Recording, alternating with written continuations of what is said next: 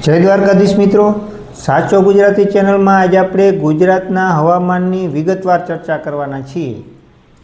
આ સાચો ગુજરાતી ચેનલ વિશે તમે જે પણ રિસ્પોન્સ કે તમારો અભિપ્રાય આપો એ આવકાર્ય છે, પણ પહેલાં વિડીયો પૂરેપૂરો જુઓ તો ખરા અને ચેનલના આગળના વિડીયો જોઈ લો।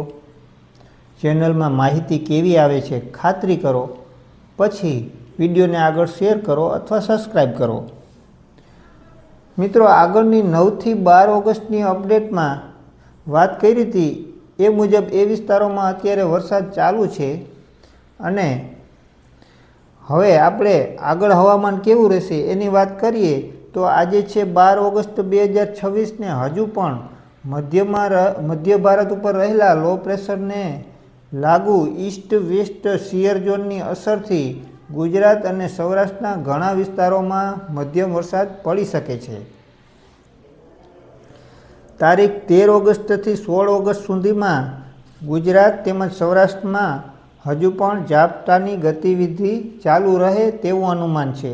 એટલે જ તો કહીએ છીએ કે આવતા 4 દિવસ હજુ પશ્ચિમ સૌરાષ્ટ્ર માટે ખૂબ અગત્યના છે, કેમ કે એક ખેડૂત તરીકે હું પણ સમજું છું કે ઓછા અને અપૂરતા વરસાદવાળા વિસ્તારો જેવા કે પશ્ચિમ સૌરાષ્ટ્રના જિલ્લા જામનગર, દ્વારકા, પોરબંદર, કચ્છ આ વિસ્તારોના ખેડૂતોને અત્યારે એક દિવસ વરસાદ વિનાનો કાઢવો બહુ અઘરો છે।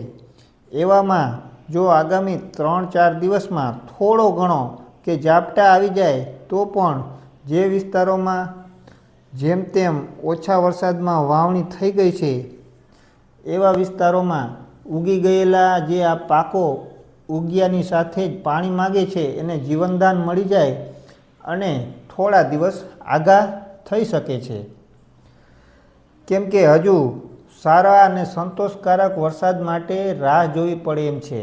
મિત્રો, આપણા માટે આ ચિંતાનો વિષય છે, કેમ કે હજુ પણ પશ્ચિમ સૌરાષ્ટ્ર માટે વાતાવરણ અનુકૂળ થયું જ નથી।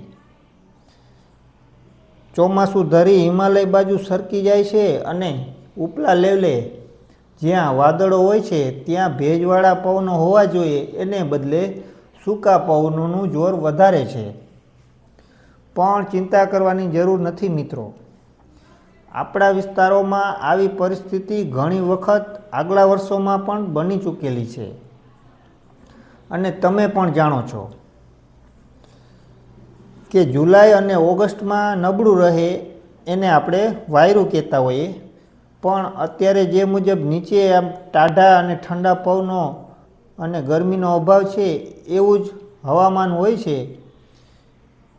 પણ ઓગસ્ટ એન્ડમાં કે જ્યારે ભાદરવાની ઋતુ આવવા લાગે એટલે ધીમે ધીમે ગરમીનું પ્રમાણ વધે અને લોકલ સિસ્ટમ કે પછી ચોમાસું ધરી કે ઈસ્ટ વેસ્ટ શિયર ઝોન જેવા પરિબળો ઓટોમેટિકલી ભાદરવાની ગરમીની સાથે કામ કરવા લાગી જાય છે અને ખૂબ સારા વરસાદ થયેલા છે અને પાછલા વર્ષોમાં તમે પણ આવા અનુભવો કર્યા હશે।